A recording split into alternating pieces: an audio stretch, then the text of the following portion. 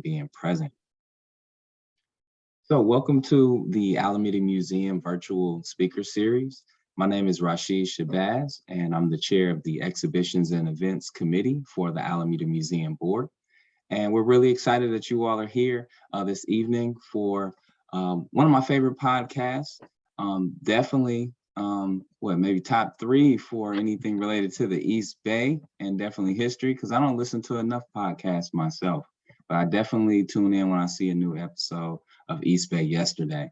So I'll tell you more about our guest speaker presenter in a moment. But first, just want to tell you a little bit about the Alameda Museum.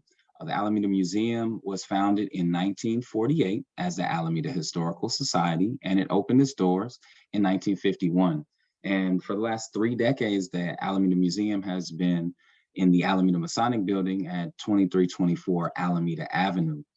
And just want to acknowledge, although it is virtual, the Alameda Museum is located on the unceded land of the Chochenyo-speaking Ohlone people on the place we now call Alameda.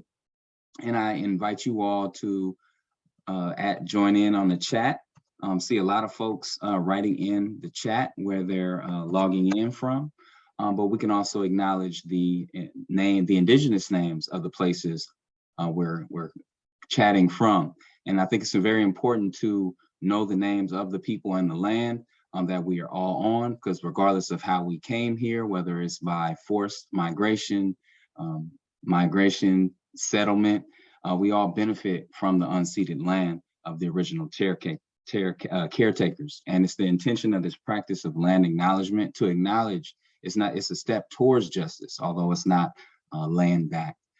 And so with that said, before we bring up this month's esteemed presenter, I want to just ask, if you are not presenting, please remain on mute until towards the end of the program, when we'll have an opportunity for questions from our audience and everyone here, and perhaps some conversation. And you are welcome to continue to engage through the chat feature, and I'm continuing to look at that to be able to pull questions up towards the end of the program. And actually, in fact, we can do a little bit more of that right now. So I appreciate everyone already joining in and saying their connection to the East Bay or Alameda, where they are in Alameda or elsewhere, their connections to Alameda. And want to just ask folks to share what brings you to this conversation today. So what inspired people to join in today? And so you are welcome to add that there to the chat.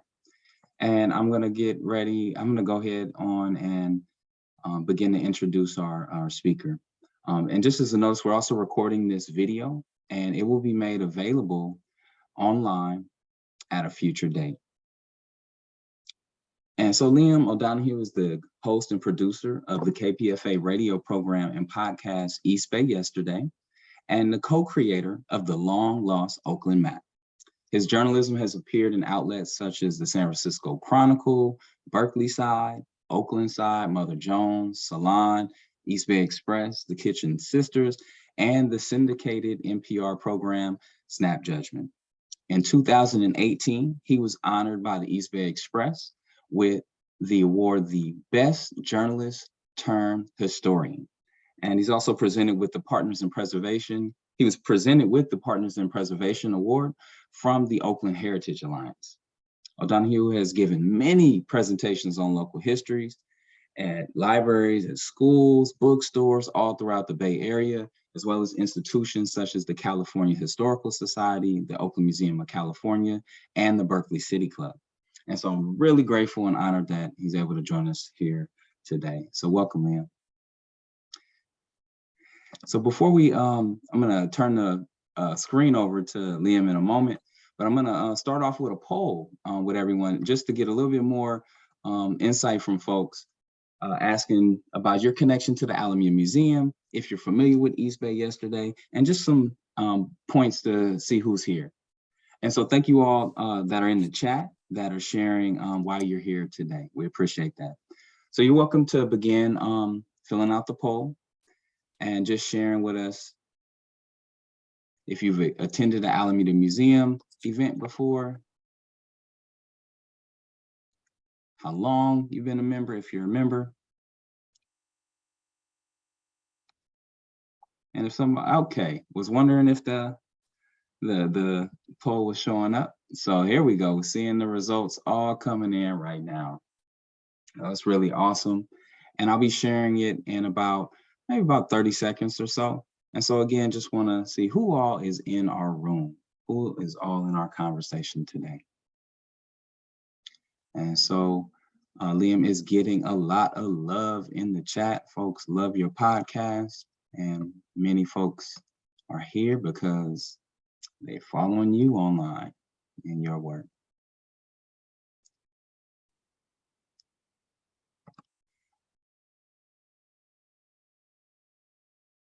All right. All right, you got one person who's been to more than one talk and the boat tour. So I see you. I'm almost on that level. I think I've been to 2 talks, some sort of trivia activity, and a boat tour last year.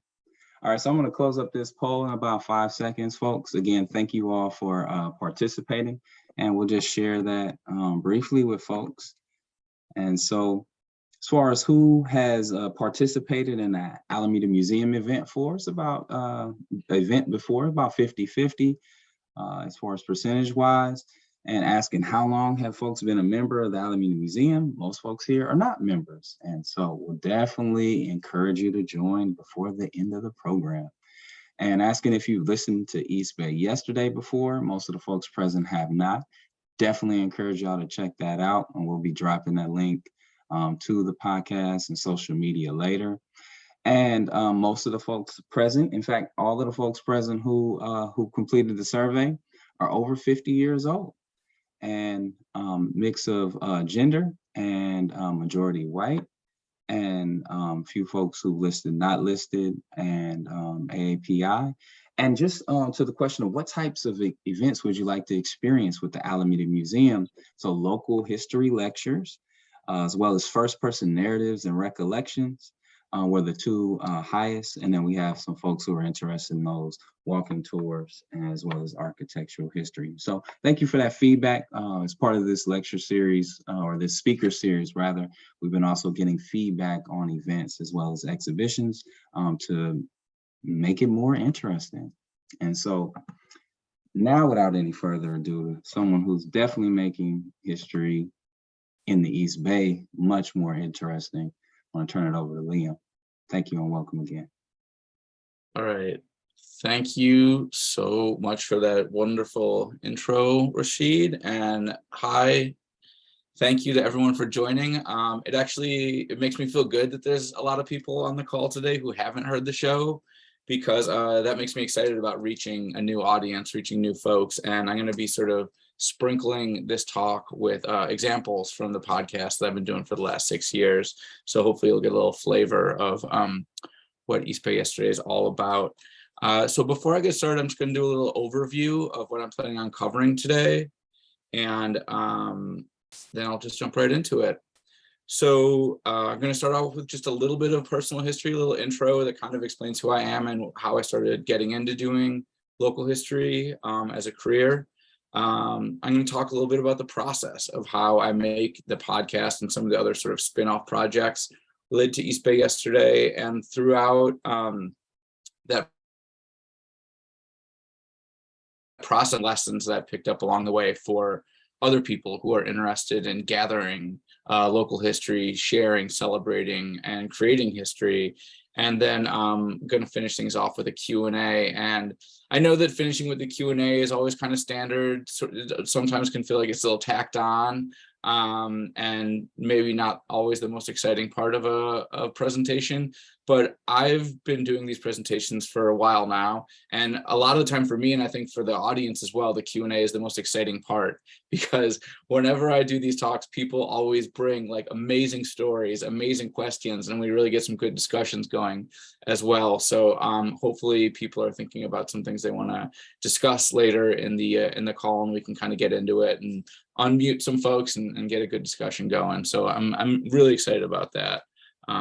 Actually. So I probably don't have to convince a lot of people on this call that it's worthwhile to, collect history, to really kind of focus on preserving our past. But I do want to give one example from my own life about why I think it's so valuable to think about collecting our shared history, and also how easy it is, really. Because I think, if you've never done something like interview someone before, it can seem a little overwhelming. But I think, as you'll see throughout this presentation, it's really not that hard to get started with becoming your own, building your own collection of oral history archives. And the example that I want to mention is my own grandma.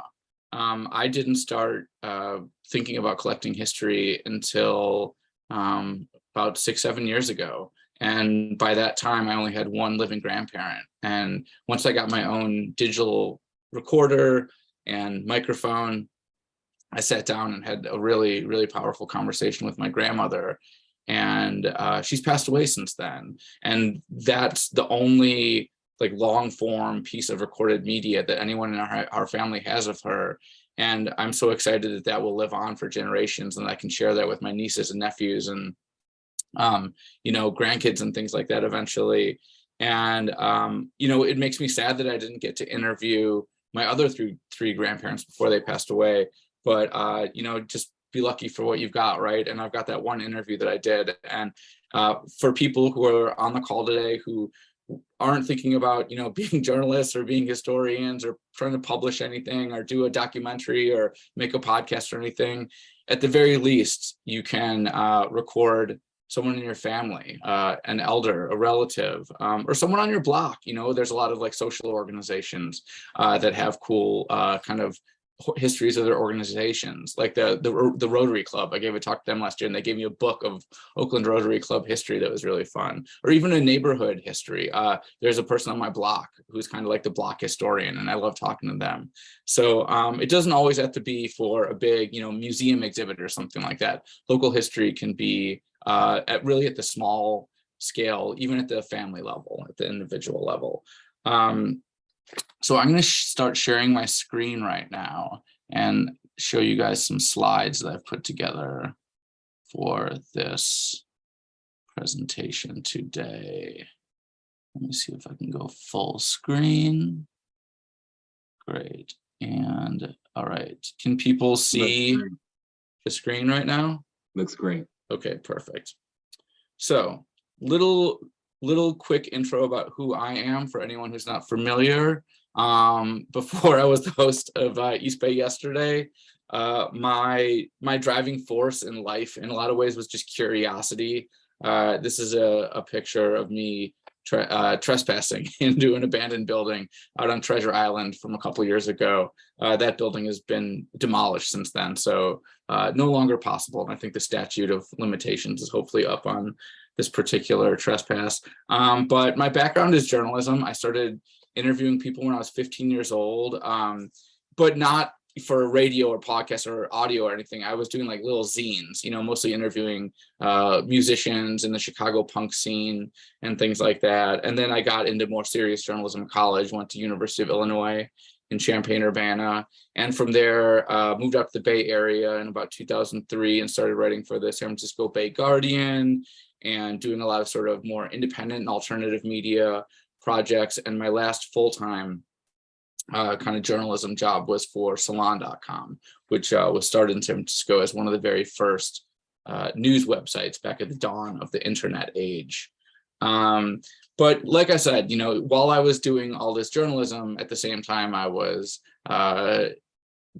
really curious about the Bay Area. I mean, there's so much history here. There are so many interesting structures that I would ride my bike past and wonder, what's inside that abandoned hospital, or this old factory with a fence around it, or this old warehouse. And so I sort of got interested in exploring history up close and personal, I guess you could say, by jumping over fences and climbing under walls and things like that to get in, which was fun, but a little bit hazardous. So I was already starting to think about more safer ways and productive ways of exploring local history. And that sort of led me to the Oakland History Room, because I would go into some of these buildings and I'd wonder, how can I learn more about what they made here, or who worked here, or like the neighborhood that this building is in? So I kind of started, that was sort of my introduction to thinking about local history. And then around the time I was sort of starting to do this kind of informal research, I got laid off from my last job. The company that I worked for laid off about half the staff. Anyone who's ever worked in the media industry can tell you it's not a shock to get laid off. It happens to journalists all the time, unfortunately, especially in the last decade or two.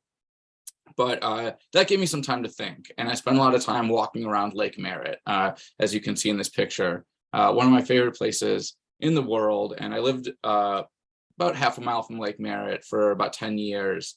And when I lived on Telegraph Avenue. And so I would go down to the lake to clear my mind and spend long days walking around the lake and thinking about sort of where I wanted to take my career and what would line up with my interests. I knew that I wanted to do a project that would have more kind of lasting value than sort of day-to-day political or cultural journalism, which kind of feels very disposable in this era. It's on the website for a day or maybe even just a couple hours, and then it basically falls off. And, for anyone who thinks that things on the internet will last forever, I can assure you that's not true. Even a lot of articles that I wrote 10, 15 years ago that were published on websites are gone now. There's something called link rot. Some of the stuff has been backed up by like archive.org, the Wayback Machine, etc.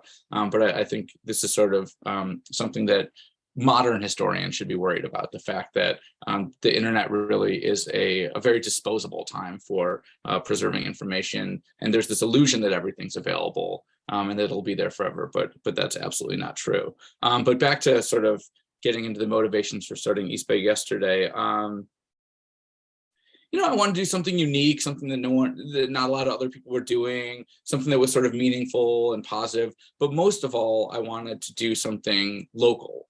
I'd lived in the Bay Area for about 20 years, but the whole time the Bay Area is constantly changing. Change is a constant here, but especially, around the time that the last big tech boom was ramping up, around between say 2013, 2018, we saw a lot of changes, especially in Oakland. I could walk or ride my bike downtown and just see buildings getting torn down constantly, new cranes going up, putting new buildings in. It wasn't just the landscape that was changing, but it was the people that were changing as well. And something that alarmed me was I noticed a lot of my older neighbors and people in my community were leaving for various reasons. And of course, the big reason was that they couldn't afford to live here anymore. And I was just worried that a lot of the history that these people carried with them was being lost. And I felt like they were important stories that were not only worth preserving for the sake of preserving, but also I felt like with all these new people moving to the Bay Area, that it was important for, these new residents of places like Oakland and Alameda to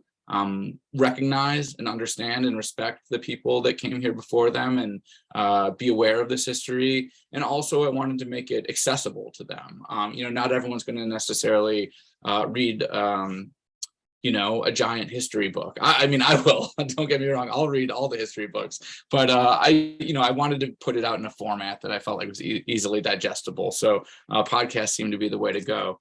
And another good thing about podcasts is that it is a pretty low barrier to entry. I'll talk about that in one second. But first, this was the slide I meant to advance to a second ago. But to me, this just sort of represented the sort of changing era of Oakland that I was contemplating when I started East Bay yesterday. This, of course, is a mural over on Alice Street that still exists, but is covered up now by a building.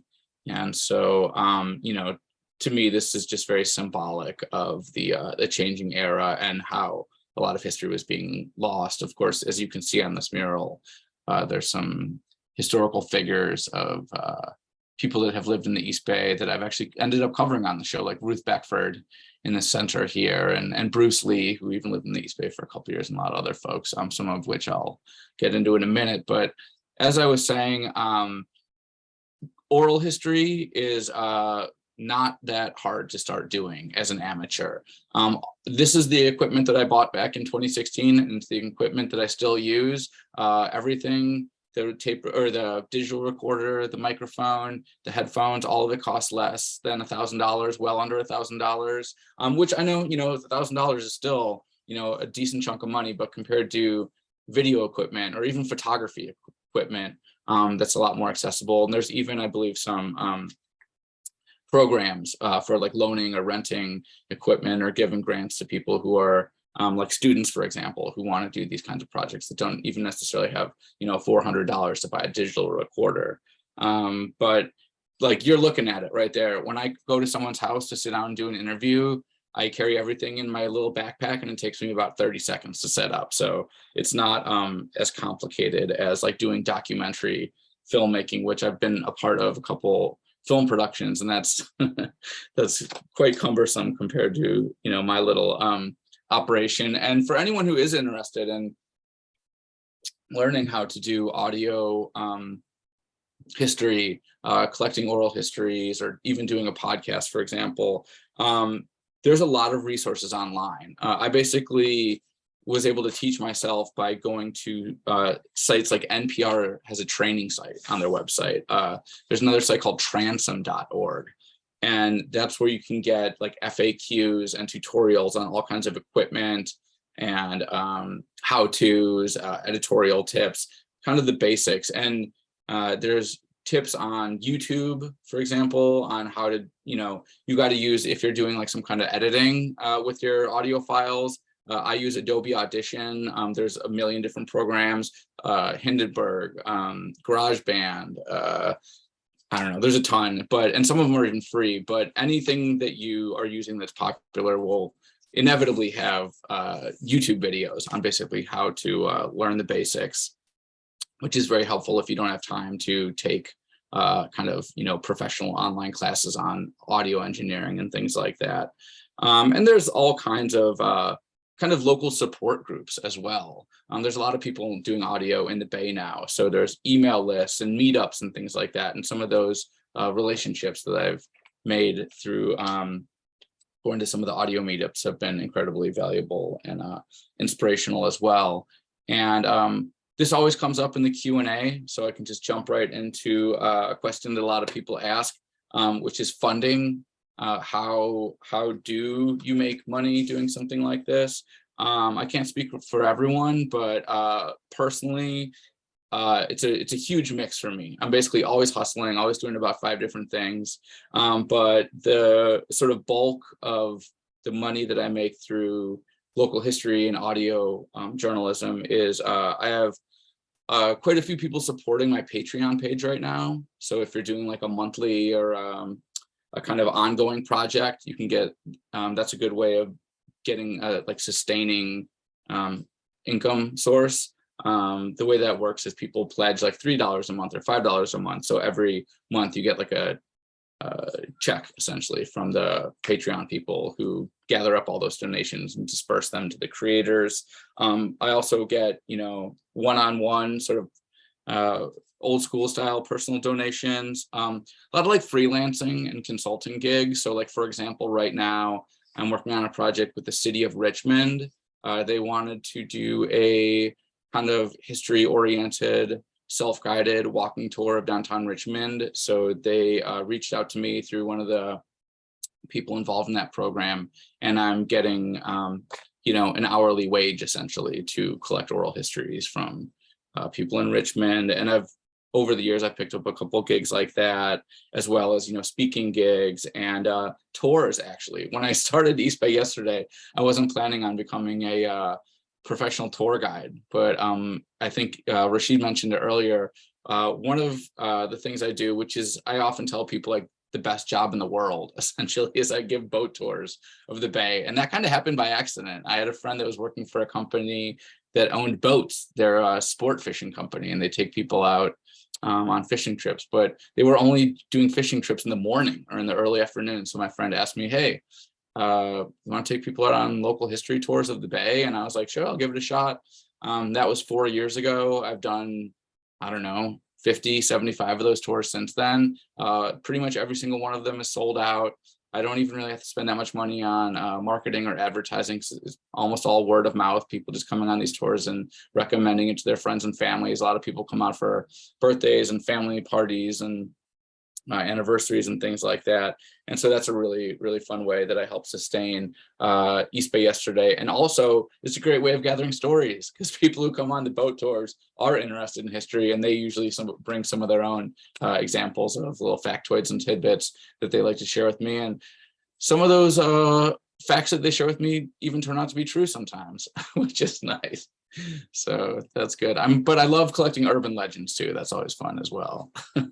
And what else? Okay, so kind of getting into sort of like the tips for people who might be interested in starting to interview people in your family or your neighborhood, or if you're thinking about starting a project, or people associated with the museum. You know, if you guys are thinking about doing like a multimedia exhibit that will incorporate audio interviews into the thing, here's some suggestions that I can share based on my experience interviewing hundreds of people really over the last 6 years or so for the radio show. So, what's going on here? My screen seems to be frozen. Okay, here we go. So the first thing I would say is just like always be listening for stories. Always be on the lookout. It helps to be extroverted and be willing to just talk to anyone that you bump into.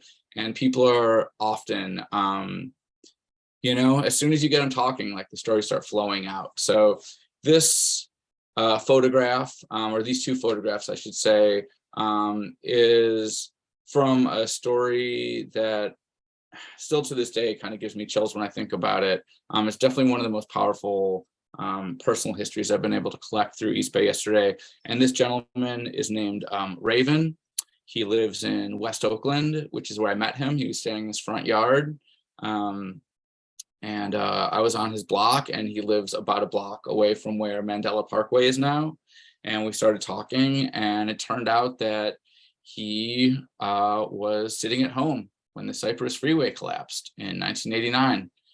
And he was one of the brave people that rushed out there to rescue folks that had been trapped or injured during the earthquake. That's him on the left with the bald head tending to someone who's on the ground there. And then you can see the photo on the right is a picture that I took in his recording studio / living room many years later. I think we did this interview in like 2018 or so, I want to say.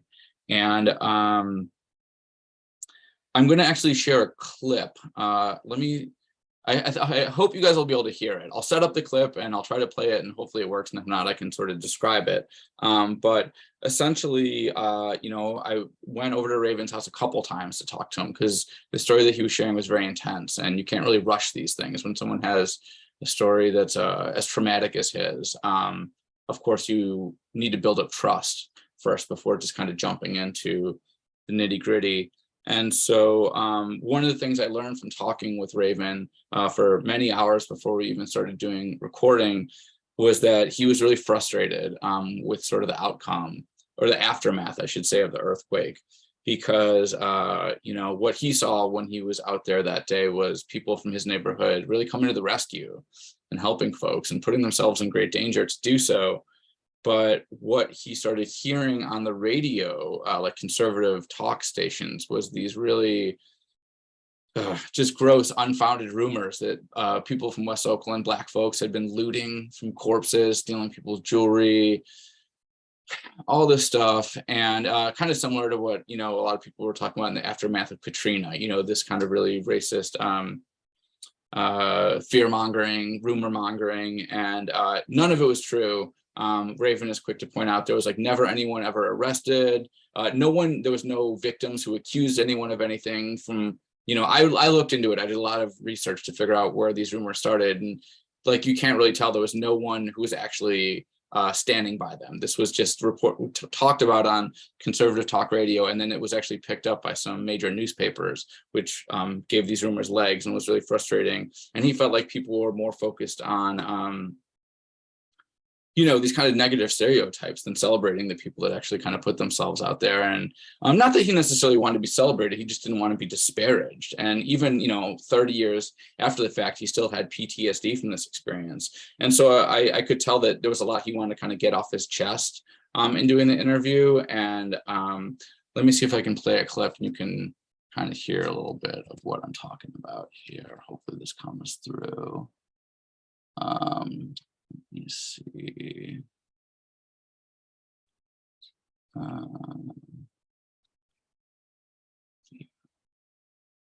It's full screen. All right.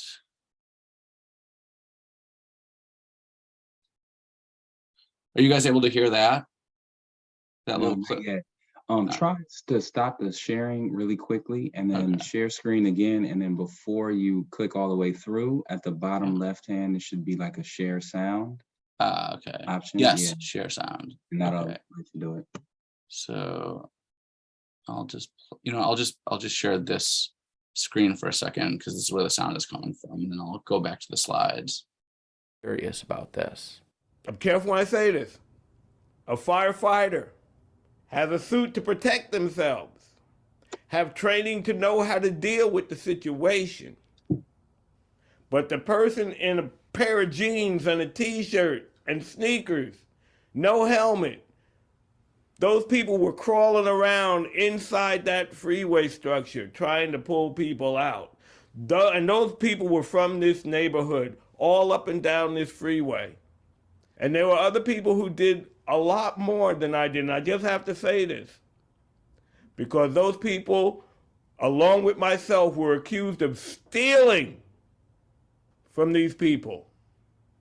And not one person was ever charged. Not one person was ever arrested. Not one piece of stolen jewelry was ever found in a pawn shop that came from West Oakland. But it was in newspapers that we were stealing off dead bodies in West Oakland. Raven, remember? All right. So the point that I kind of wanted to make with that, hold on, let me just go back to full screen here. So sometimes, people will ask me, like, why should I care about history? And I think that there's a lot of reasons, but I think that one of the things that this example sort of proves or illustrates is that history can be about healing as well. I followed up with Raven after the episode came out, and he said he felt a lot better, about getting his side of the story out, and that he felt like, he was just happy to have the platform to share his side of things, because he had tried earlier back in like the late 80s to get on like some local talk shows and things like that were talking about the earthquake, and no one really wanted to hear his side of the story. So I think for him, this is part of the long healing process of dealing with that trauma that he experienced that day. So another sort of lesson that I've learned over the years is just the importance of asking difficult questions, even when it can be a little uncomfortable. This is a photo on the right. We've got Fred Korematsu, who has a holiday named after him in the state of California. He was one of the few Japanese Americans to resist, or I should say, like legally challenge the mass incarceration of Japanese Americans and Japanese people in America during World War II. And his case went all the way up to the Supreme Court. And the person on the left is his lawyer, or was his lawyer, Dale Minami. And Dale is the person who I interviewed for the episode. And the reason I did this one, obviously it's an important topic, but the timing of this episode was catalyzed by the fact that it was right around the time when President Trump had first been elected, and he was trying to do the quote unquote Muslim ban, which felt like the beginning of what could be a slippery slope towards some very ugly things in this country. And I felt like, looking for ways to make history relevant, I was thinking back to the Japanese mass incarceration during World War II, and how these kinds of xenophobic impulses can kind of spiral out of control. So I thought it was an important time to share this story. So the clip that I'm going to play in a second, it was a question that I was very nervous about asking Dale, but I felt like it was an important question. And what I wanted to ask him was, during the era of World War II, Japanese Americans were arguably like, this most demonized or very demonized, ethnic group in the United States. I mean, they were literally rounded up and put in, some people will call them even concentration camps. And so flash forward a generation or two later, and I know this is an extremely problematic concept, but people would refer to Japanese Americans as a quote unquote model minority. And so I was curious how he felt about that trajectory of people from his background, people that look like him, Japanese Americans, going from this demonized subgroup, this demonized ethnicity, the quote unquote model minority. And I waited until the very end of the interview after we built up a lot of trust and had a really good conversation going. And I kind of prefaced the question by letting him know that I understand this might be kind of triggering for him. But I'm so glad that I did, because I'll play his answer for you right now. And it's a really, really powerful answer. Let me see. Let's see, share screen, make sure that, okay, I've got the sound sharing. And here's Dale's answer when I asked him about that. You'll see. Japanese Americans were able to overcome a lot of the prejudices. They were able to become middle class or have, decent incomes and education. Part of it was my experience. We grew up to not want to be Japanese. We were pretty much stripped of our cultural heritage because our parents didn't want us to go to camps, to prisons again. So it's a sad commentary in a way that you have to assimilate, you've got to give up your cultural values. And the problem is that, of course, you lose something in that process. What you gain economically, what you gain in stature or status, yeah, that's good that you could survive, but you've lost part of your soul. That's something that you almost can't get back. From the outside looking at us, yeah, you're doing great. But what about the 12 kids in Gardena, where I grew up, who committed suicide in 1 year because they were not meeting the assimilationist model? They were not achieving which Japanese Americans' parents pushed and pushed and pushed their kids to do. So there's a price to pay. And I don't believe we're out of the woods in terms of being considered equal. I mean, I've had instances of outright overt prejudice and discrimination happen in the last years. Being hit on the street saying, go back to China, saying fucking chink. Those things happen to me. And if they happen to me, it happens to other folks. So it's not as easy as folks think that we're a model minority, that we have everything, that we have a great income. Yeah. So that is, a really powerful clip. And I think that's one of the reasons why I love this format of audio. Oh, wait, hold on. Let me make sure that I'm sharing the screen. Okay, can you guys see it again now? All right, cool, I think so. So, yeah, I think that it shows the power of audio or oral history in particular, because, what he was saying, if you read it on the page, it would still make an impact. It would still be powerful, but hearing the sort of anger and resentment and the emotions in his voice, I think really drives that message home. And that's another reason why I enjoyed doing the podcast medium, is because a lot of the stories that I'm sharing aren't my stories. They're other people's stories. So by creating this platform and allowing, really the voices of the people whose stories are to kind of carry the narrative, I think that's just a better way of presenting these stories than just having them be sort of filtered through my lens as a writer and kind of just picking little quotes here and there to incorporate. Moving through a couple more examples of sort of tips on, doing history, making local history. Collaboration can be really important. So I'm going to talk a little bit about one of my earliest collaborations that I did with East Bay yesterday. And just, this is kind of obvious, but just to list out some of the benefits of collaboration. If you're an individual or a small institution, partnering with a bigger institution or a bigger organization can get you a lot of access to resources, better distribution, meeting with other experts, etc. So those are some of the things that appealed to me in terms of collaborating with another group. And in this example, I'm going to talk about collaborating with the Oral History Center, which is based at UC Berkeley. And so what happened was someone from Oral History Center reached out to me because they'd heard the show, and they said, hey, you want to grab coffee? We're just curious about what you're doing. We do a lot of oral history stuff here. Maybe we can meet up and, just share some ideas. And so I met up with someone from the Oral History Center, and I was like, what do you guys got coming out in the next year or two? Like, what are you working on? And so she told me about a bunch of stuff. And one of the projects that they were getting ready to release in a couple months, beyond when our meeting was they had been doing an oral history archive gathering of a group called Slate, which was a student group at UC Berkeley in the late 50s and early 60s. And probably the easiest way to put it is they were basically the free speech movement before the free speech movement.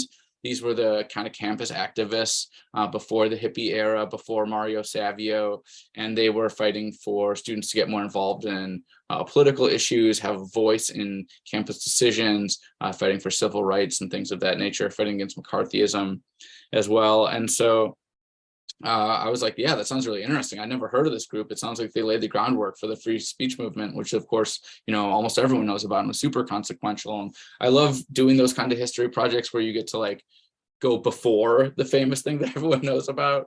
And so I met with the, Oral History Center folks, and they basically gave me the advanced copies of all their transcripts and tapes, the stuff they hadn't put out yet, and allowed me to, basically, and this was dozens of hours of tape and hundreds of pages of transcripts. So I spent a long time sort of whittling this down into a manageable 1 hour package, essentially, for the show. And then I realized the newsworthiness of this story, because again, it's just not an organization that I think a lot of people are that familiar with.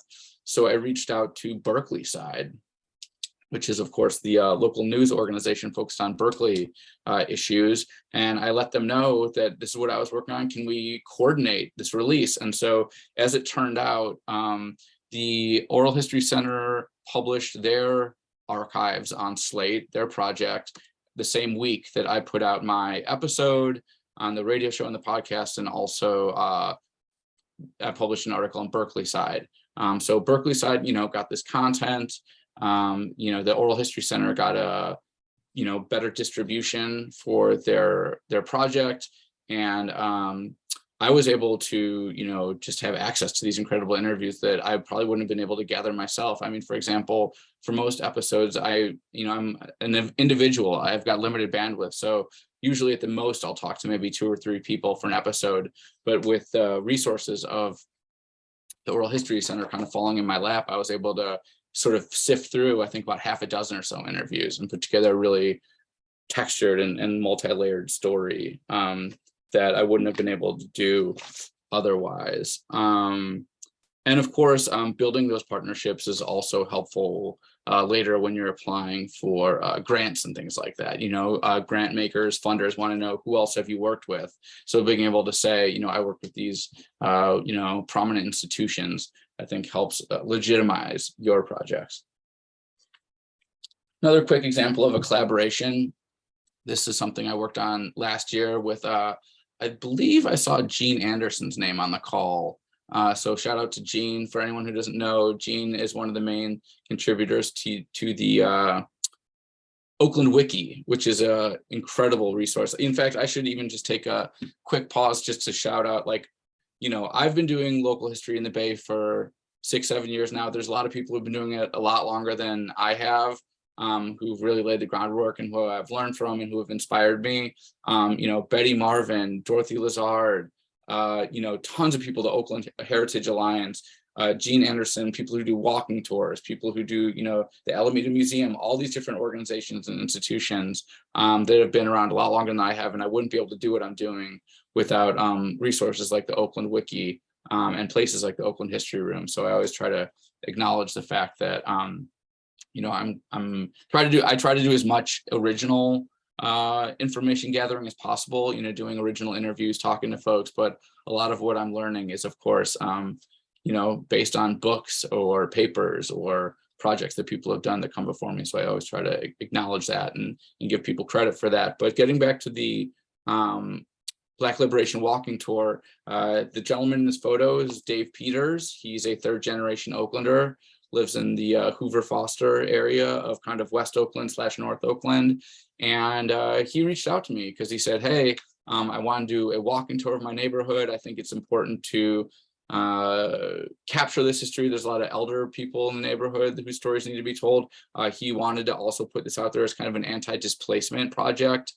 There's been a lot of turnover in this neighborhood in recent years, and he wanted to establish the fact that, you know, people like his grandparents came here during, you know, the World War II era and did a lot of important things, and we shouldn't forget about them as the neighborhood's being redeveloped.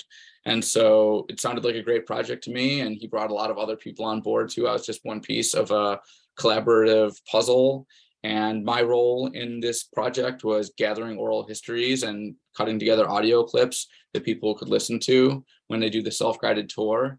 And it was great because Dave, you know, had a lot of suggestions for people to talk to and put me in touch with folks who either I didn't know about or maybe I wouldn't have been able to get in touch with otherwise. And so it was like a win-win for all of us. He's still doing these tours. I think the Oakland Black Liberation Walking Tour website is got tickets for sale if you want to go on one of these walking tours with Dave Peters. You can also do it as a self-guided tour. Either way, it's a really fun experience. And Gene did the website for this, or helped out with the website, and there's just a lot of people involved. And that's the other fun thing about these local history projects. It's not always just the outcome or the product that you're, you know, working to create. It's the process of meeting people and going over this stuff and just getting to know people in your neighborhood. I mean, I had lived over like less than half a mile away from Dave Peters for 10 years, and I'd never known him until we started doing this project. And now I've had a bunch of good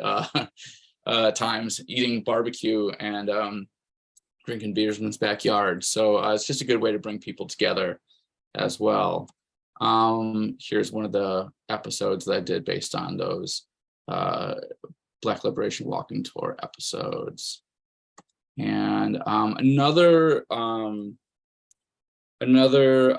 I just wanted to mention is that, you know, when you're thinking about doing like a multimedia local history project, unfortunately, a lot of the people that you might want to include in projects like that have passed away. So for example, Ruth Beckford is someone who I knew had a really important role in Oakland history in the 20th century. She was a huge influential person in terms of modern dance and Afro-Haitian dance. She taught dance classes to girls in Oakland. And it was about so much more than just dancing. I mean, she really taught these girls how to be young women. She was truly the definition of a community leader. And later, she also helped co-found the Black Panthers free breakfast program. And that's also talked about in the Black Liberation Walking Tour.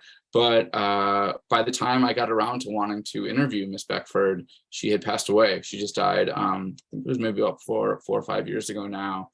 And I was so sad because I was like, I'll never be able to do an episode about her. And then when I was just researching her history, just out of my own curiosity, I found that like 25 years ago, like maybe even longer than that, I think it was in the early 90s, someone from a dance company, a dance organization, had done 6 hours of interviews with her, audio interviews, and they were up on archive.org.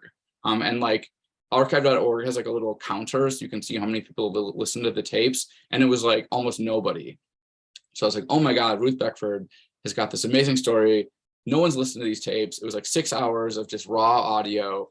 And so I got permission. I reached out, I tracked down the person who did the interviews originally, and I tracked down some of Ruth Beckford's closest friends and basically got permission to edit those tapes down from 6 hours to about a half hour. And I interviewed one of Ruth Beckford's closest friends to kind of frame these clips. And so that's all just to say, when you know, you're doing projects, dig and find what's out there, because even if someone is gone, it's too late to interview them. Maybe you never know what's out there.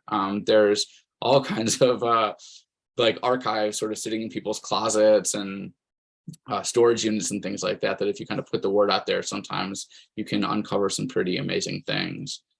Oh, and I just wanted to kind of highlight this kind of a sad picture, but as I mentioned earlier, in the center here, the Black woman with the white kind of hat and gown on in the center, dancing under the word arts, that's Ruth Beckford. And it was kind of a weird coincidence, kind of eerie even, but right as I was putting out this episode, sort of celebrating her legacy, was when the incredible mural of her was being covered up in downtown Oakland. So the mural is hidden, but you know, I think through a lot of people's efforts, Ruth Beckford's story is living on and still inspiring people to this day. Just one other little tip about sort of doing oral history interviews, or even if it's not an oral history interview, just any kind of interview really, or any kind of history gathering, is photographs are so important. You know, when you, especially if you're talking to someone who's older. I've interviewed a lot of people who are in their 80s, their 90s, and I'm asking them about memories from the 40s and the 50s, things they might not have thought about for quite a few years. And so anything that you can bring to these get-togethers to jog people's memories is really important. And even just to start off by asking someone to describe a photo sort of gets them in that mindset of discussing and sharing memories from this era. So this slide shows a photo from the book, the photo book documenting the history of Moore Dry Dock, which was the biggest shipyard, I believe, in Oakland history. It was down by the foot of Adeline Street. And just a huge operation. They had about 35,000 workers. This was the largest employer of African Americans in Oakland during World War II. So a lot of people who moved to Oakland to work in the shipyards ended up settling in West Oakland. 7th Street was just a couple blocks away, and of course that was the main sort of commercial strip for that, you know, predominantly Black neighborhood of West Oakland as it became during that era. So you know, Moore Dry Dock, very important institution, long gone, but I was able to interview the son actually of the former owners, the son is like 80 or so now, maybe 75, 80. And I was asking him to tell me about what the shipyard actually looked like, because he spent time there when he was a little boy. He would go with his dad, and he was kind of like not really giving that good of descriptions. And then I saw that he brought this book with him, and I just asked him to start flipping through the pages of the book and describing what he remembers. And then all of a sudden he started sharing these really vivid memories of the heat of the molten steel and the sparks shooting out of him, and kind of how terrifying it was to be around all this activity at a young age. But I feel like he really captured the hustle and bustle of a giant shipyard. And it doesn't have to just be visual. You know, if you're interviewing someone, ask about smells even. You know, I've done a couple episodes about sort of food history, or people who own restaurants, and asking people, you're talking about getting inspired by your grandma's cooking. What did it smell like? You know, when you ask someone to talk about the smell of their mom's or their grandma's cooking, you're definitely going to get some good stories out of them at that point. Another sort of thing that I've learned over the years is always look for new angles. I think sometimes it can be a little intimidating to cover topics that have already been covered a lot, or that are already very well known, like the Black Panthers, for example. I knew that I wanted to, you know, do some coverage of the Black Panthers in East Bay yesterday, because they're such a huge part of local history, but there's been so many books and movies and documentaries about, you know, Huey and Bobby and sort of the more well-known aspects of the party. But I went to an event at the Black Panthers 50th anniversary reunion, and I met Erica Huggins, and she was telling me about how she used to be the principal of the Black Panther school. It was called the Oakland Community School, and it was actually the longest running of all the Black Panther projects. It ran all the way up through the early 80s. Outlasting many of the other survival programs. And so when I heard about that, I was like, oh my gosh, here's like a sort of new way of, or, you know, new for me way of covering this, you know, well-known organization. And I should also say that other people have covered the community school. Donna Murch is a scholar who did a book a couple years ago called Living for the City. And she's really focused on the local angle of the Black Panthers. A lot of other books and documentaries focus on their kind of national influence and impact and sort of national party. And she was really focused on the local impact. So I definitely got some really good information from her book. And she's another one that I want to shout out.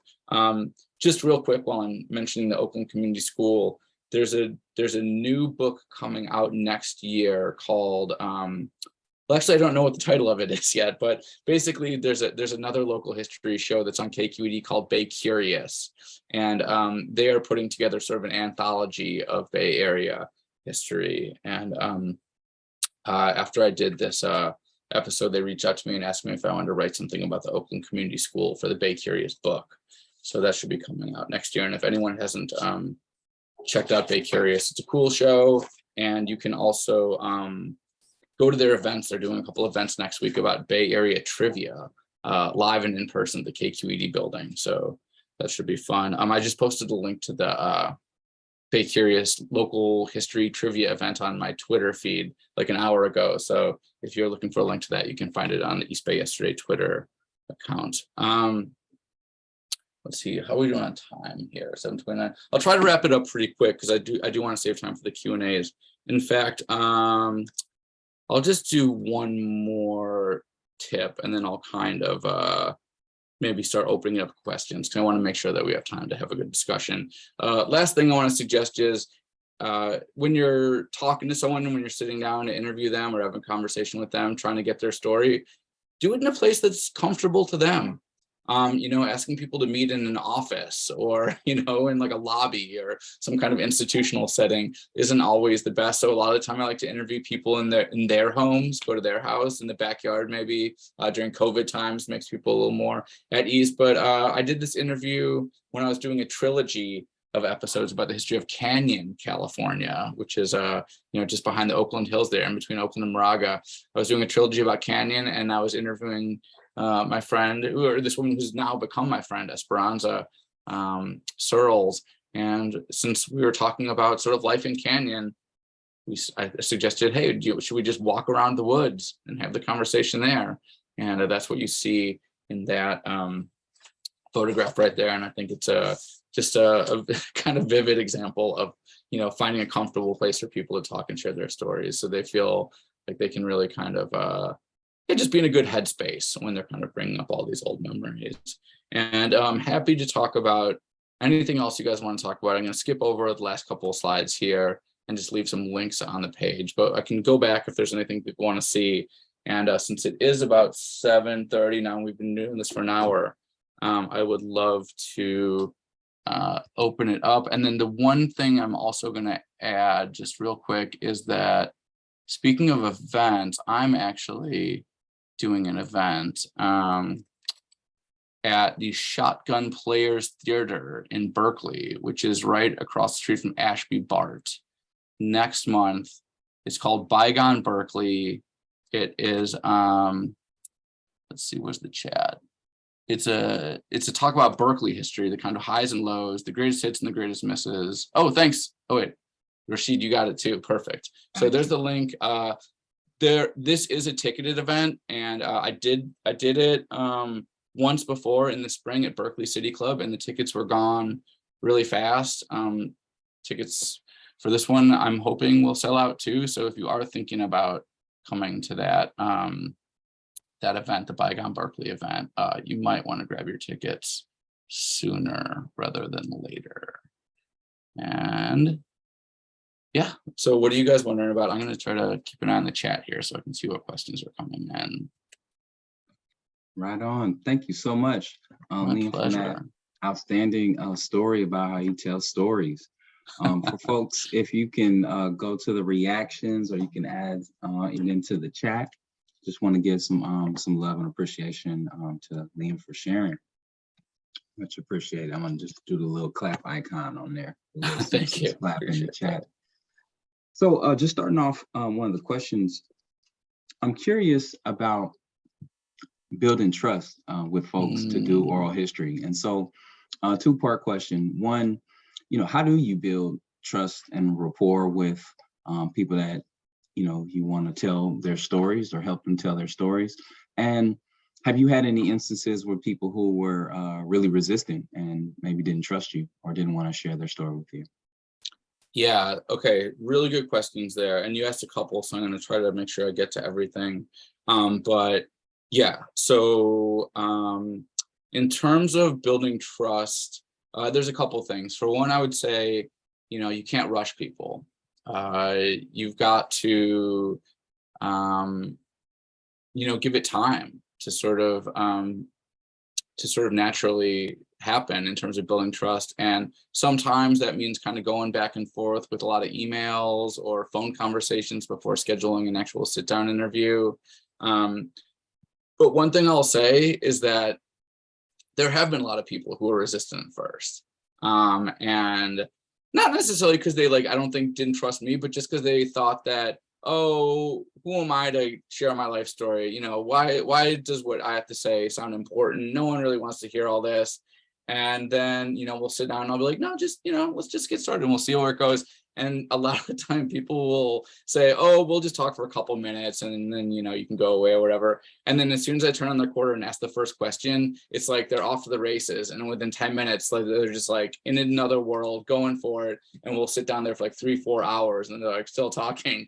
And what I try to do is just kind of maintain eye contact and nod along. And I try not to talk over people, because I'm, it sounds really bad when you're listening to an interview and there's someone in the background just going, yeah, all right, yeah, okay, Because in a normal conversation, you might sort of give that affirmation more, but when you're recording, you kind of want to keep your voice out of the tape as much as possible, except when you're asking questions. So I just try to really give people my sort of visual attention and let them know that I'm hearing what they have to say and not interrupt. And that usually does it. I would say in 6 years of doing this, there's only one person, and I always follow up with people. Whenever the episode come out, I always follow up to check in with people and see how they felt about it. And almost every person has felt really positive about the way they were portrayed on the show. And that means a lot to me, because I'm doing local work. If I get a bad reputation, I'm done. It's so important for me that people feel like I'm, being honest and honorable in the way that I'm presenting stories. And so I never want to burn anyone. And the only time I ever got kind of an upset response was, actually, it goes back to that photograph I showed you a minute ago of the shipyard, the Moore Dry Dock shipyard, because in that episode, I talked about how there was racial discrimination, institutionalized racial discrimination at that shipyard, with a lot of, basically racist hiring policies and pay structures and, even the jobs that women could get or the, Black folks could get. It was a struggle. And so I didn't want to hide that reality. I presented it in the episode, and the guy who I talked about earlier, whose dad owned the shipyard, when I, followed up with him to ask him what he thought about the episode, he at first was feeling like I had personally attacked his family and his family's legacy. And I didn't, I tried not to be defensive, and I tried to explain to him, why I felt like it was a legitimate way to tell that story. And we spent a long time on the phone. And I think, probably half hour, 45 minutes of talking. And by the end of that conversation, I don't think he was happy about the way the episode turned out, but I think he didn't feel like I burned him or that I had deceived him in any way. I felt like we could kind of agree to, sort of disagree, but that he didn't feel like I was being shady or, trying to pull one over on him. I think he understood where I was coming from. And so we left that conversation, I think, on good terms. Was there anything else in that question of yours, Rashid, that I didn't cover yet? No, that's excellent. And we have a question in the chat I'll go to in a moment, but that makes me think of another follow-up question. Oftentimes, I think, particularly with local histories, I think they can be presented in these nostalgic ways, and primarily in ways that focus on what we might think are the more positive aspects, and are absent from those narratives are some of the things that might be perceived as being more negative or histories of oppression. I'm curious though, when presenting histories about the past, do you feel pressure to tell specific types of stories, tell stories that are either maybe more popular with the audience? We're in an era where there's a need for more views, right? More subscribers, or to do things that you feel are more interesting to you personally, or things that you just feel haven't been covered. What kind of drives the stories you tell, and what kind of pressures have you felt, if any? Yeah, no, absolutely. That's a huge question, and I'll do my best. And the short answer is, I really try to kind of mix it up. And if you look at, I've done almost like, I think about like 93, 94 episodes so far. It's like a huge grab bag. And so the East Bay is a really diverse place with a lot of diverse kinds of stories. So it's definitely, I want to represent, various communities. So I've done episodes about like Filipino history, Mexican history, Chinese history. And not to say that there's just one story to tell about any of those groups, but like, I do try to make sure that the show is, representative of how diverse this place is. And also, I try to like lighten it up sometimes too. Like there'll be a story that's really intense about like the Oakland general strike or, Japanese internment camps or these kind of really heavy topics, but I don't want to just be known as someone who's doing this kind of like capital H, big serious history stuff. And so I'll follow it up with the story about like, hip hop history or like rave history or punk history or, all these different things that, interest me, or like a lot of times it's driven by what other people are putting out there. So if like a new book is coming out about, Oakland sports or, like some other kind of locally relevant topic, like this woman, the episode I just put out yesterday or 2 days ago, the newest one is about Julia Morgan. And this sort of intro to that episode, I talk about how I'd always wanted to cover Julia Morgan because she's, the super famous architect from Oakland, but there's been so many stories about her, so many books, so many, movies and documentaries. I was like, what am I going to bring to this conversation that's new?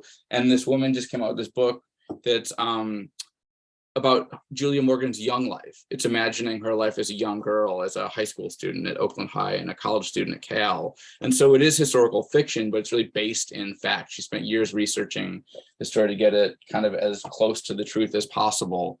And so, that's another part of it. Like I'm always trying to, when other people have local history projects that I think are cool, I try to at least incorporate that in like my social media feeds, my newsletter, put it out there. And if I can, have them on the show to talk about it. Cause like I see East Bay Yesterday as like a platform that I've created to help other people tell their stories. So a lot of time people will reach out to me and be like, hey, did you know about this? Or like, you should talk to my grandma. She ran a daycare in the 70s and she's got stories, and like, I'll always follow up. And like a lot of times it doesn't turn into episodes, but it's just like good just to, because I'm talking and writing about Oakland and the East Bay. And so it just helps me broaden my knowledge of these different people and these different connections and these different communities. And I wouldn't say that I do episodes because I feel pressured to cover certain things.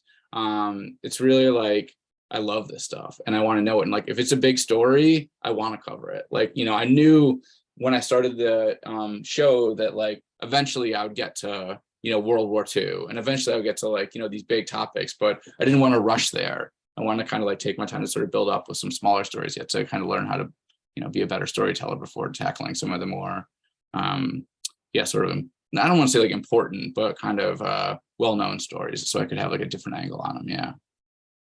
Yeah, absolutely. Awesome. So we can go to the question that's in the chat.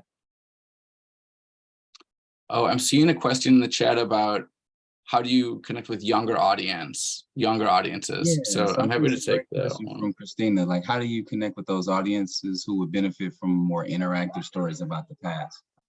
Okay, really good question. And there's a couple ways, but I would say one of the best ways that I found so far has been Instagram. Like so I do tours, so I get to meet a lot of my listeners, and a lot of the people who come on my tours who are younger, like 30 and under, first found out about the show through my Instagram page. So I do have like an East Bay Yesterday page on Instagram, and I try to post like local, history related photos and images and illustrations and things like that. And a lot of the people find out about the show through there. The one thing I'll say about that is it's always funny to me when I'll like bump into someone out in public and they'll be like, oh, you do the East Bay Yesterday Instagram page. I love that page. And I'm like, oh, have you ever listened to the podcast? They're like, oh no, I'm like, no. I'm like, the whole reason I do the Instagram page, I mean, I love that too, but like, I really like the podcast and the radio show is like the main thing. So I'm trying to use that to like drive people towards the radio show. So that's been helpful. And then I've collaborated with a lot of local educational institutions as well. So a lot of teachers listen to the show and they'll bring me in to talk to their classes, anywhere from middle school basically up through like grad school students, not only like giving like Zoom lectures and going to visit classrooms, but also I've taken a couple classes on like walking tours of downtown Oakland and things like that. And so young people listen to me because they have to, because it's on their school curriculums, and that's write little, book reports on my podcast and things like that. So yeah, getting into a lot of school curriculums is, I think, helpful as well. So those are a couple ways, and just kind of always being out there. Honestly, I'm just like constantly trying to like meet people, connect, and you gotta, because it's like I'm an individual running this thing, you have to be sort of like a little bit of a shameless self-promoter. So like the good thing about that is I always, when people ask like, what do I do? I'm always like, East Bay yesterday, blah, blah. And then people always have stories. They're like, oh my God, did you know about this or that? And so I'm constantly getting new stories from people too. So it's a really fun way of engaging, folks, even when I'm not like on the clock or whatever. So yeah. Absolutely. Go back to a question in the chat in a moment, but just thinking about how you're being incorporated into the curriculum makes me think about the role of local institutions in storytelling. You mentioned the Oakland History Room has been a source, the Oral History Center at the Bancroft at UC Berkeley. What are some other institutions that have been helpful in either doing doing research or presenting histories? Yeah, really good question. Well, I mean, like I said before, when I'm like doing stories, the Oakland Wiki is a place I always turn to, the Oakland Heritage Alliance's archives of their newsletters. There's other people like, there's this retired librarian named Donald Hausler who does the Emeryville Historical Society, and he has boxes and boxes of documents at his house. And like, I was doing a story about the history of the canning industry a couple years ago, and I was like, where am I going to find out about this stuff? And like Don Hausler had like a box of like just information about the canning industry, because he'd done like an exhibit at the Oakland Library back when he was running the history room, or when he was working for the library like 20 years ago. And so just kind of knowing all the other local historians, when I'm stumped on where to find something, I can hit up Betty Marvin, who does the Oakland Cultural Heritage Survey, or, there's so many other people who have been doing history in the East Bay a lot, like I said, longer than I have.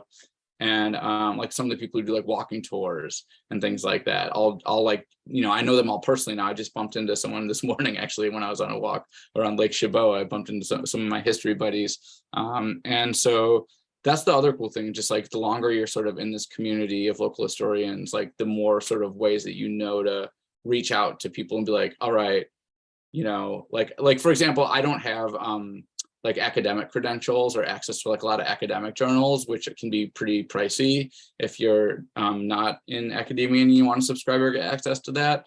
But every single time I've ever had to find a journal article, I just kind of put my little request out there, and these PDFs seem to fall from the sky and land in my lap. So people are always like helping me out, and I'm always trying to do other people favors too. So it's just like a really good supportive community. I feel like in terms of like East Bay historians, it's just like such a good group of folks. People are always like, yeah, sharing resources, getting together, brainstorming, supporting each other. So it's the institutional connections are important. But like for me, it's like the personal connections of having people that I can kick ideas around with, because it can be intimidating to try to go to the Bancroft. Like I'm still like, oh, how do I fill out this form? To like get what I need from them. And I have friends there, and even with like connections, it's still like, all right, you're gonna have to like pay this, or you gotta like wait for this to process, or we gotta like go through this process. So it's not always easy to get that stuff that's kind of behind lock and key. Yeah, absolutely. One more question, just thinking about institutions. First, I just want to appreciate the shout outs that you've been given, and also want to echo that. Appreciate Gene Anderson for being present today, sharing a lot of resources in the chat. Also someone who's previously spoken at the Alameda Museum and the lecture series in the before times when we were in person. Also Neil Hayden family with the Oakland Heritage Alliance. And of course, we have a number of our board members for the Alameda Museum that are present today, as well as our members. But President Valerie is President Robert Matz, the Vice President, Secretary Ron Mooney, as well as Z, another board member, are also present. But so thank you all and everyone for being present. Just thinking about the Alameda Museum, I'm curious if you've been in the Alameda Museum, and just what kind of things about Alameda might interest you. Yeah, I'm really embarrassed to say this, but I actually haven't been to the Alameda Museum, and that's like a huge oversight on my part. I actually, I'm super interested in Alameda. I want to do more Alameda history. I live closer to Alameda now. I moved like 2 years ago, so now I'm not that far from the like Park Street Bridge. And so I've been finding myself. And the other thing I should say is one of the things I really appreciate about Alameda is you guys have that great paved walking path along the shoreline, and I'm a caretaker now for a disabled adult, my sister-in-law. And when I take her out for walks, we need a place that's like wheelchair accessible. And a lot of places in Oakland, even if they're paved, the pavement's just torn up. And it's like really hard to get over curves and like around cracks and stuff like that.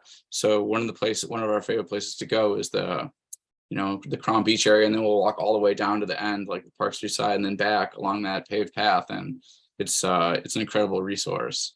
And I've just always, like I'm always looking at the Alameda shoreline when I'm going by on the boat tours. And like people are always asking me about the, like the ways, like those dry docks that are on the Alameda side. And it's changed so much too. I mean, that's the other thing that's really interesting about Alameda is like there's a lot of change happening right now. Like I've seen those buildings go up on the west side, like from the waterfront and everything like that. And there's so much history in Alameda. So I'm not going to pretend like I'm an Alameda expert history at all, but I'm hungry to know more. And I would love to do more stuff with the museum in the future, or at the very least, like when you guys are opening back up and you've got some exhibits, I want to go check those out and see what you got.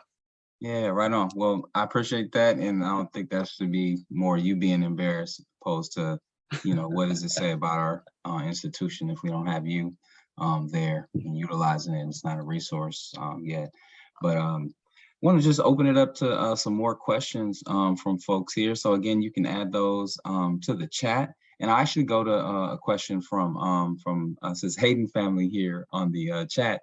And it's a question connecting, with your background in journalism, shifting into history, this idea about objectivity in journalism. So if there's this aim for objectivity in journalism, does history have that as well? Yeah, that's a great question. And that's definitely something I kind of think about a lot and even struggle with sometimes.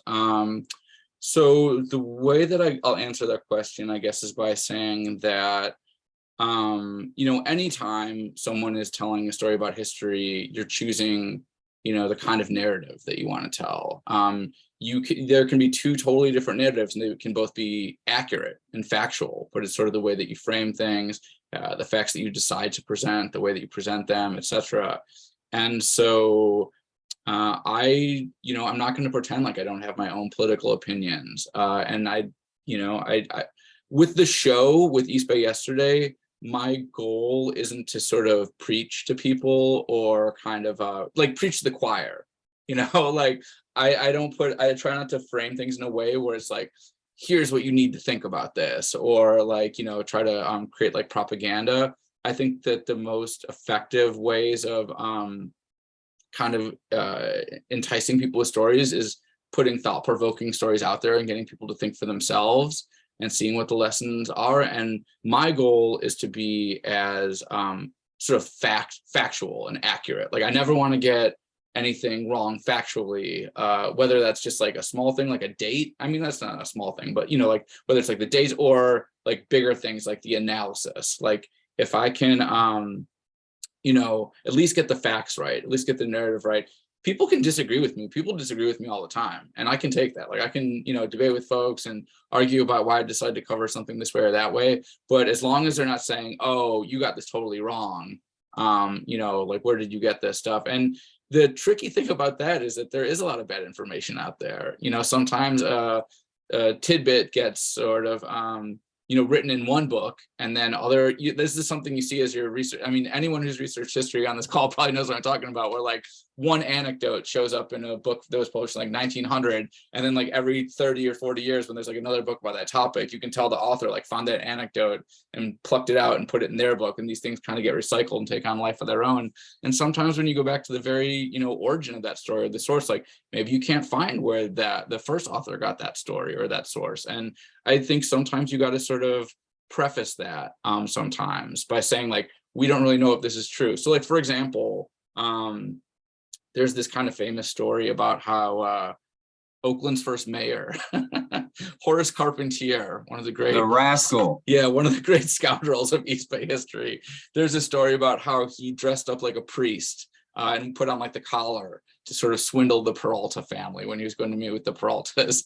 And, you know, I don't know, like that story's been told a lot. It's in a couple different books.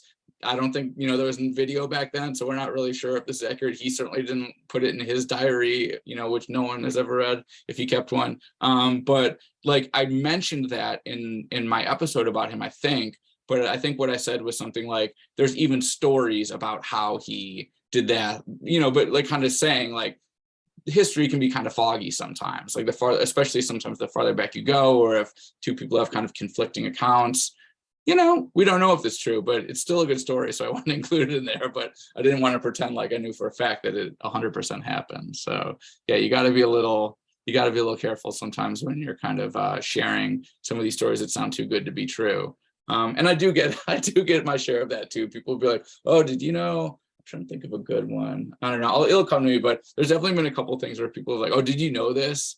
And then like, I guess probably one of the famous examples is the lemonade stand on Telegraph, that there's like the windmill, and everyone says that the windmill was like part of the amusement park, but I believe that was debunked on the Oakland Wiki. And you know, there's like all these little things like that where people like a story just kind of takes on legs of its own. So I try to get the facts right at least, but not always easy. Yeah. Well, last question I want to ask you. One of the many ways of telling history and visually is, or people may use maps. And you created a map, and I'm hoping you can just share a little bit about the long lost map of Oakland briefly. Yes, absolutely. I'll talk about that. And then I saw that a really interesting question just came in from Jim Hudkins that I want to address too in a second. That's a spicy one. The map is actually, you know, so the map is called Long Lost Oakland. And yeah, so there was a couple of different reasons why I wanted to do the map. And I do a whole like hour and a half long presentation just about the map, so I won't go into all the reasons right now. But I would say the two main ones were, it was sort of my way of processing all the change that was happening in Oakland at the time. I wanted to look at these other eras of Oakland or the East Bay when there was a lot of change, like during World War II, during the Transcontinental Railroad, during the Gold Rush, during the Great Depression, and sort of pick these kind of structures that sort of represented these different eras as a way of kind of exploring other times of rapid change. And the more I dug, the more I realized it's like always changing. You know, the East Bay has only been sort of, or the city of Oakland, I should say, has only existed for about 150 years. And there's been, you know, many eras of rapid change. So there was plenty of things to choose from. But then also, it's really hard to get people to share audio. So like just in terms of promoting East Bay Yesterday as a project, people are much more likely to share visual images on like Facebook or on Instagram, or, you know, however people share information these days, than like just a half-hour long podcast or an audio clip. So I wanted to diversify the platform of East Bay Yesterday to incorporate sort of some more original visual images into it. And that was very successful. That was the first time I ever got coverage by like the Chronicle and KQED and like a lot of big local media outlets, and even some, I think some, maybe it was that, I might have even got national coverage for that. But yeah, just having sort of like a unique, different way of presenting the information, I found like made me think about the stories differently, and people really gravitated towards it. So that was cool.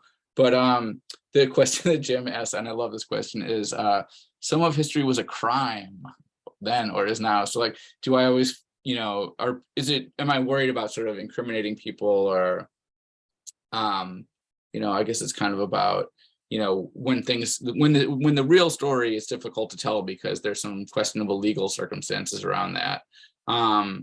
Really good question.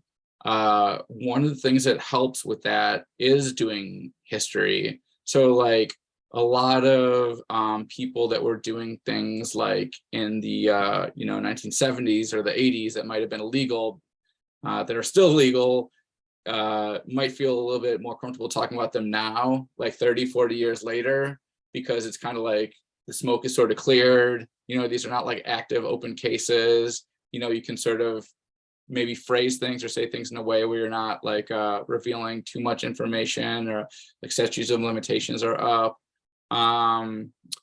But yeah, I think like that's another reason why I really like doing history as opposed to kind of covering current events, is like I feel like because the temperature is a little bit cooler sometimes. Of course, there still is a lot of very heated debates about history, but you know, some of these issues, it's like I interview people that had these huge arguments in the 90s or the 80s, and like now looking back on them, they can kind of like reassess their takes or have like a little bit more of like a, I don't know, just like a viewpoint that's less like kind of volatile when they think about it, because they've had like a lot more time to process it, if that makes any sense. So yeah, I would just say the passage of time always helps in terms of analyzing things that have happened, because there's definitely like that heat of the moment when we're kind of going through stuff, when it just feels like very explosive. But yeah, I hope that helps answer that I think it's question a a little bit. great response.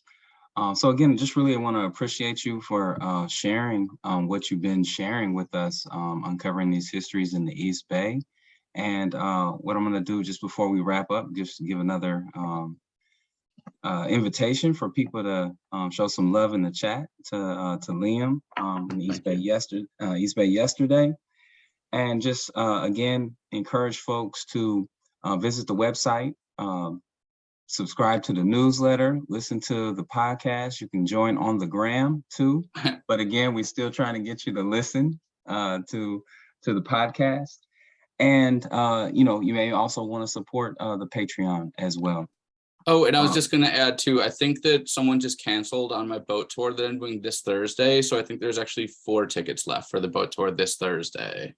If anyone wants to come out on the bay later this week with me. It's a great ride. Just to let folks know about the upcoming speaker series events, a lot of text here, but just the highlights. So Monday, the 19th of September, Latino Heritage Month, will have George Galvez with Courage, or Communities United for Restorative Youth Justice, and he'll be talking about Latino identity, history, and politics. On October 17th, also a Monday evening, we'll have a workshop focused on exhibitions. And so thinking about our current displays and exhibitions, we want to be able to get feedback from the community about what folks like and what may be missing or what we can improve with the current displays. And so during the month of September, if you go over to the museum, we'll have something there for folks to get some feedback, but also during the workshop. And then on November 17th, we'll have Karina Gould, who's the spokesperson for the Confederated Villages of Lishan, which is the local Chochenyo-speaking Ohlone people, and she'll be discussing some of the local history of the Ohlone people. And then finally, on Monday, the 5th of December, we'll have a conversation that actually be between myself and Dennis Evanoski, thinking about place names in Alameda. And so again, just a little preview of next month with George Galvez for Latino Heritage Month. And you can find out about these events on the Alameda Museum website. For folks that are already a member, you'll get that email as well. But if you're not a member, I encourage you to join the Alameda Museum, and you can find out the information there at alamedamuseum.org. So again, appreciate you all for being present. And besides just joining the museum, you're also welcome to come and visit the museum. And so the museum is open on weekends currently, Saturdays at 11 a.m. until 4 p.m. and then Sunday from 1:30 to 4 p.m. And again, that information is on the alamedamuseum.org website. So thanks again, Liam, for the great conversation. And thank you all for being present. My pleasure. Thanks for having me. I'm coming to visit the museum. I'm definitely coming to check it out now. Right on. All right. Have a good one, everyone. Take care. Good night.